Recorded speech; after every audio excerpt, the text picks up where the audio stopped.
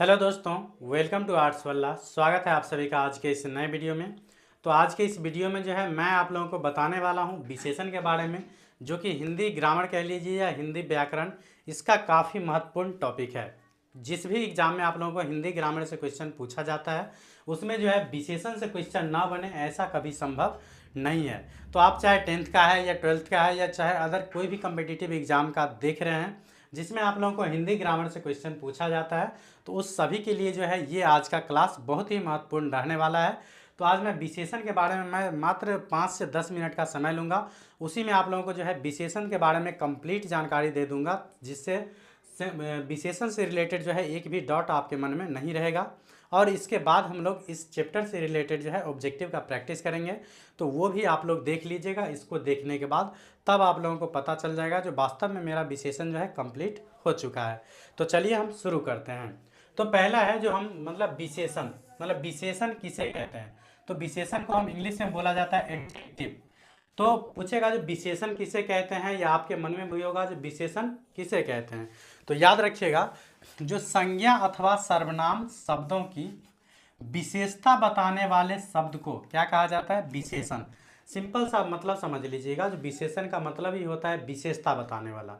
तो विशेषता किसका बताएगा, तो ये बताएगा संज्ञा या सर्वनाम का। तो याद रखिएगा, संज्ञा या सर्वनाम की विशेषता बताने वाले शब्द को हम क्या कहेंगे, विशेषण कहेंगे। विशेषता बताने का मतलब क्या हो जाएगा, जो उसके गुण के बारे में बात करेगा या दोष के बारे में बात करेगा या संख्या या परिमाण, इस सब के बारे में जो भी होगा तो उसी को हम लोग क्या बोलेंगे, विशेषण बोलेंगे। जैसे उदाहरण के तौर पे देख सकते हैं, जैसे बोलेंगे बड़ा, जैसे बोलेंगे राम जो है श्याम से बड़ा है, तो यहाँ बड़ा है उसकी विशेषता बता रहे हैं। उसके बाद है काला, बोलेंगे जैसे बोलेंगे उसकी गाय काली है, बोलेंगे उसकी गाय जो है क्या है, काली है। या बोलेंगे काली गाय, या बोल सकते हैं काली गाय। तो यहाँ जो है गाय की विशेषता है क्या, जो गाय वह काली है। तो याद रखिएगा, संज्ञा या सर्वनाम के विशेषता बताने वाले शब्द को हम क्या कहेंगे, विशेषण। उदाहरण में याद रख लीजिएगा, जैसे बड़ा हो गया, काला हो गया, लंबा हो गया, दयालु, भारी, सुंदर, उसके बाद कायर, उसके बाद टेढ़ा मेढ़ा बोल सकते हैं, एक दो, ये सभी क्या है, तो ये सभी हो जाएगा आपको विशेषण के उदाहरण। तो उम्मीद है आप लोगों को विशेषण समझ में आ गया होगा। उसके बाद हम लोग बात करेंगे जो विशेषण कितने प्रकार के होते हैं। तो याद रखिएगा, हिंदी में जो है विशेषण मतलब 4 प्रकार के होते हैं। विशेषण पूछेगा सिंपल क्वेश्चन पूछेगा, जैसे 10वीं का आप दे रहे हैं तो 10वीं में सिंपल यही पूछ लेता है जो विशेषण कितने प्रकार के होते हैं। तो याद रखिएगा, विशेषण जो है 4 प्रकार के होते हैं। बस आप लोगों को इसका नाम याद रख लेना है। नाम अगर आप लोग याद रख लेते हैं तो मेरा ये गारंटी है जो आप लोगों को इससे रिलेटेड जो है एक भी क्वेश्चन नहीं छूटेगा। नाम सिंपली याद रखना है। पहला विशेषण है गुणवाचक विशेषण, पहला गुणवाचक, दूसरा हो गया संख्यावाचक विशेषण, तीसरा है परिमाणवाचक विशेषण, और चौथा है सार्वनामिक विशेषण। तो ये चारों विशेषण जो है बस नाम से ही स्पष्ट है। सिंपल आप लोगों को सिर्फ नाम याद रख लेना है, इसका परिभाषा और उदाहरण मैं आप लोगों को याद करवा दूंगा।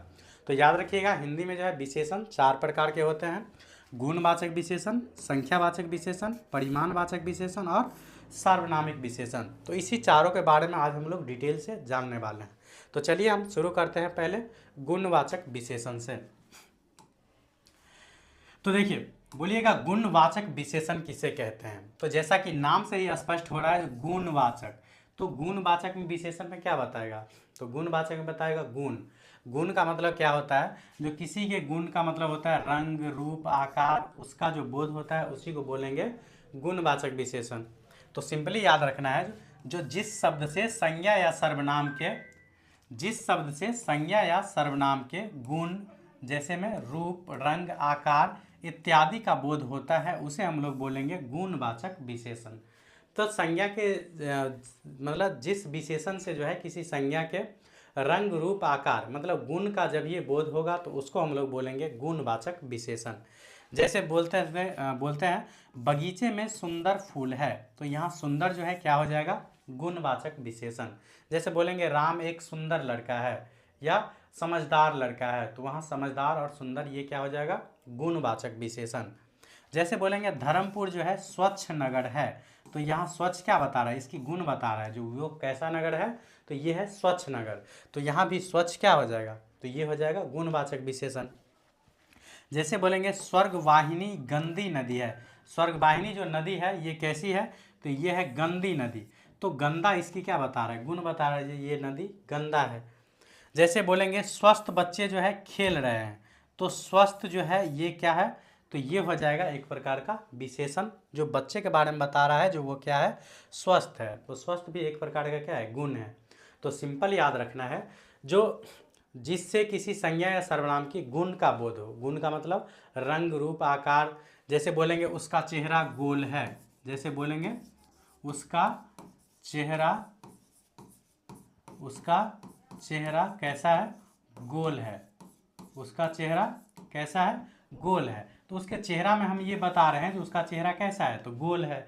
तो ये भी उसका एक क्या है, गुण है। तो इस प्रकार से ये सभी क्या हो जाएगा, गुणवाचक विशेषण के उदाहरण। उम्मीद करता हूँ आप लोगों को ये गुणवाचक समझ में आ गया होगा। गुणवाचक के बाद था दूसरा हो जाएगा आप लोगों को संख्यावाचक। तो जैसा कि ये भी आप लोगों को नाम से स्पष्ट है, जो संख्यावाचक किसको बोलेंगे,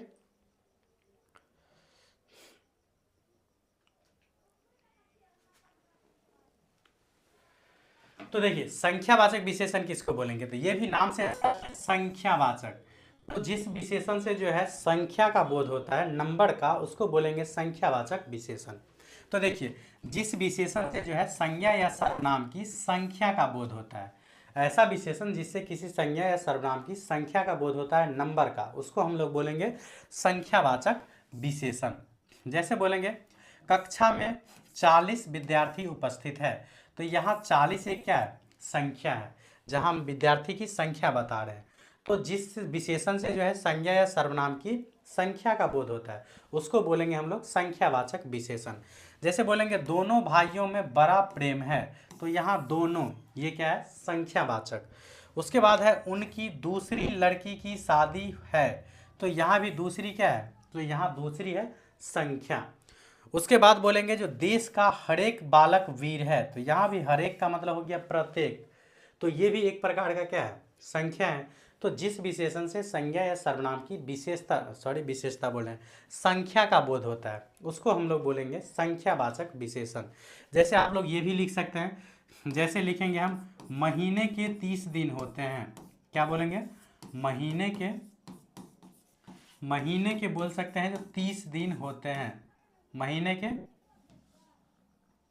बोलेंगे महीने के 30 दिन होते हैं, महीने के 30 दिन होते हैं। तो यहाँ भी 30 क्या है, तो यहाँ भी 30 है संख्यावाचक। तो इस प्रकार से ये भी क्या हो जाएगा, तो ये सभी हो जाएगा संख्यावाचक विशेषण के उदाहरण। तो उम्मीद करता हूँ आप लोगों को ये संख्यावाचक विशेषण भी क्लियर हो गया होगा। बाकी इतना समझाने के बावजूद भी अगर कोई डाउट आपके मन में रहता है, तो निश्चित रूप से आप लोग कमेंट किया कीजिए, मैं उसका समाधान 100% करूँगा। उसके बाद नेक्स्ट जो तीसरा विशेषण है, इसका नाम है परिमाणवाचक विशेषण। तो पहले तो इस कुछ शब्द में अंतर समझ लीजिए। एक होता है परिणाम, एक शब्द क्या होता है, परिणाम, एक होता है परिणाम, और दूसरा होता है परिमाण। क्या होता है, परिमाण। दोनों में अंतर है। इस परिणाम का मतलब समझिए ये होता है रिजल्ट, क्या होता है, ये होता है रिजल्ट। और इस परिमाण का मतलब होता है क्वांटिटी, क्या होता है, क्वांटिटी। क्वांटिटी का मतलब हम समझेंगे मात्रा, क्या समझेंगे, मात्रा। परिमाण का मतलब मात्रा, और परिणाम का मतलब समझेंगे रिजल्ट। मान लीजिए आप किसी को एक चाट मारिएगा, तो उसका परिणाम क्या होगा, तो वो भी आप लोगों को एक चाट लगा देगा, तो ये हो गया परिणाम। और यही आप अनुभव कीजिएगा जो हम कितना जोर से मारे हैं, तो उसका जो मात्रा होगा वही कहलाएगा परिमाण। तो दोनों में अंतर याद रखिएगा। तो यहाँ है परिमाणवाचक, परिणाम नहीं समझ लीजिएगा, क्या है, परिमाण, मतलब जिससे कुछ मात्रा का बोध हो, परिमाण का बोध हो, उसको हम समझेंगे परिमाणवाचक विशेषण। तो परिभाषा में वही बताया जा रहा है, जो जिस विशेषण से किसी वस्तु की नाप या तौल का बोध हो, नाप तौल करेंगे तभी तो कुछ मात्रा का बोध होगा, तो उसी को हम लोग क्या समझेंगे, तो उसी को बोलेंगे परिमाण बोधक विशेषण। क्या बोलेंगे, परिमाण बोधक विशेषण। जैसे देखिए मुझे 2 मीटर कपड़ा दो, तो यहाँ 2 देख के आप लोग कंफ्यूज हो सकते हैं, लेकिन इसके आगे देखिएगा 2 मीटर कपड़ा है, तो कपड़ा को हम लोग क्या करते हैं, मापते हैं, तो इसलिए यह हो जाएगा क्या चीज़, तो यह हो जाएगा परिमाणवाचक विशेषण। इस प्रकार से आप लोग इसमें कंफ्यूज हो सकते हैं, क्योंकि आप लोग इसमें संख्यावाचक भी लगा सकते हैं, लेकिन याद रखिएगा 2 मीटर कपड़ा दिया गया है। उसके बाद है उसे 1 किलो चीनी चाहिए, तो यहाँ भी एक देख के आप लोग लगा सकते हैं, जो ये हो जाएगा संख्यावाचक। लेकिन यहाँ देखिएगा इसमें जो क्या मात्रा है, 1 किलो चीनी है, तो यहाँ क्या है, इसको हम लोग माप तौल करेंगे, तो इससे क्या होता है, तो मात्रा का बोध होता है, इसलिए यह हो जाएगा आप लोगों को क्या हो जाएगा, तो यह हो जाएगा परिमाणवाचक विशेषण। इसमें मात्रा में 2 प्रकार का होता है, मात्रा 2 प्रकार के, एक होता है निश्चित वाला और एक अनिश्चित वाला। निश्चित वाला में ये सब आ जाएगा, जैसे 2 मीटर कपड़ा ये निश्चित है, जैसे बोलेंगे 1 किलो चावल, तो ये सभी क्या हो जाएगा, तो ये सभी हो जाएगा निश्चित परिमाण। क्या हो जाएगा, ये हो जाएगा निश्चित परिमाण। निश्चित परिमाण। एक होता है अनिश्चित परिमाण, जैसे बोलेंगे बीमार को थोड़ा पानी दो, तो ये थोड़ा क्या हो जाएगा, तो ये थोड़ा हो जाएगा अनिश्चित परिमाण। क्या हो जाएगा, ये हो जाएगा अनिश्चित परिमाण। तो याद रखिएगा यहाँ इस दोनों में आप लोग कंफ्यूज हो सकते हैं, इसीलिए इसको थोड़ा ध्यान से देखिएगा। परिमाणवाचक में जिसमें मात्रा का बोध हो, मात्रा का मतलब जी ऐसे पदार्थ का इसमें जिक्र होगा जिसको हम लोग माप तौल सकते हैं, तो उसको बोलेंगे परिमाणवाचक विशेषण। जैसे उदाहरण के तौर पे आप लोग समझ गए होंगे, जैसे बोलेंगे कुछ चावल दे दो, थोड़ा पानी लाओ, तो ये सभी क्या हो जाएगा, तो ये सभी हो जाएगा परिमाणवाचक। बस इस टाइप से आप लोगों को संभलना है, क्योंकि इस सब टाइप में आप लोग गलती कर सकते हैं। तो उम्मीद करता हूँ आप लोगों को ये परिमाणवाचक विशेषण भी समझ में आ गया होगा। और चलते हम लोग लास्ट जो विशेषण था, लास्ट विशेषण है हम लोग का सार्वनामिक विशेषण। तो सार्वनामिक विशेषण किसको बोलेंगे, तो संज्ञा से पहले आने वाले सर्वनाम को सार्वनामिक विशेषण कहा जाता है। संज्ञा से पहले देखिए बोल रहा है, जब कोई सर्वनाम शब्द जो है संज्ञा से पहले आए तथा वह विशेषण शब्द की तरह संज्ञा की विशेषता बताए, तो उसे सार्वनामिक विशेषण कहते हैं। अगर इतना लंबा परिभाषा नहीं याद रहे तो सिंपली समझना है, जो संज्ञा के पहले आने वाले सर्वनाम को उसको क्या बोलेंगे, सार्वनामिक विशेषण।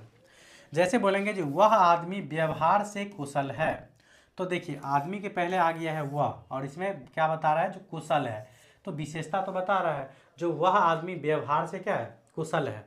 तो यहाँ देखिए संज्ञा के पहले आ गया है ये सर्वनाम, तो इसलिए यह जो हो जाएगा, ये हो जाएगा आप लोगों को क्या चीज़, तो ये हो जाएगा आप लोगों को सार्वनामिक विशेषण। और आदमी कौन सी संज्ञा है ये आप लोगों को बताना है कमेंट बॉक्स में। संज्ञा कौन सा है ये बताना है कमेंट में, क्योंकि संज्ञा से पहले आने वाले सर्वनाम को हम बोलेंगे सार्वनामिक विशेषण। सिंपली परिभाषा में इतना ही याद रखना है। उसके बाद कौन छात्र मेरा काम करेगा, तो कौन छात्र मेरा काम करेगा, तो यहाँ भी देखिए छात्र क्या है, संज्ञा है, इसके पहले आ गया है कौन, तो ये कौन क्या है, तो ये है सर्वनाम। तो संज्ञा के पहले आने वाले सर्वनाम को क्या बोलेंगे, सार्वनामिक विशेषण। तो अगर आप लोगों को पता है तो आप लोग छात्र का भी बताइएगा कौन सी संज्ञा है, और कौन बताइएगा ये कौन सी सर्वनाम है, तो इसका जवाब आप लोग कमेंट में बताइएगा। उसके बाद बोला जा रहा है उपर्युक्त वाक्यों में वह और कौन शब्द सार्वनामिक विशेषण का उदाहरण है। जैसा कि मैंने अभी जस्ट बताया है, जो यहाँ वह है और यहाँ कौन है, ये दोनों क्या है, सार्वनामिक विशेषण का उदाहरण है, क्योंकि ये दोनों ऐसे सर्वनाम है जो संज्ञा के पहले आए हैं। तो सार्वनामिक विशेषण में मैंने आप लोगों को यही बताया है, जो संज्ञा के पहले आने वाले सर्वनाम को सार्वनामिक विशेषण कहते हैं। तो चलिए कमेंट के लिए कुछ काम दे देता हूँ आप लोगों को। जो पहला काम बताना है, जो आदमी कौन सी संज्ञा है, दूसरा बताना है जो छात्र कौन सा संज्ञा है, और कौन जो है ये कौन सा सर्वनाम है। ये 3 क्वेश्चन हो गया जो आप लोगों को क्या करना है, कमेंट में बताना है। तो चलिए मैं इस वीडियो के साथ उम्मीद करता हूं जो आप लोगों को विशेषण से रिलेटेड जो है कोई भी डाउट आपके मन में नहीं रहा होगा। अगर फिर भी कोई कमेंट रहता है तो आप लोग कमेंट में कीजिएगा, उसका 100% सोल्यूशन किया जाएगा। तो चलिए मिलते हैं नेक्स्ट वीडियो में इस विशेषण के ऑब्जेक्टिव के साथ। तो तब तक के लिए बाय, थैंक्स फॉर वॉचिंग।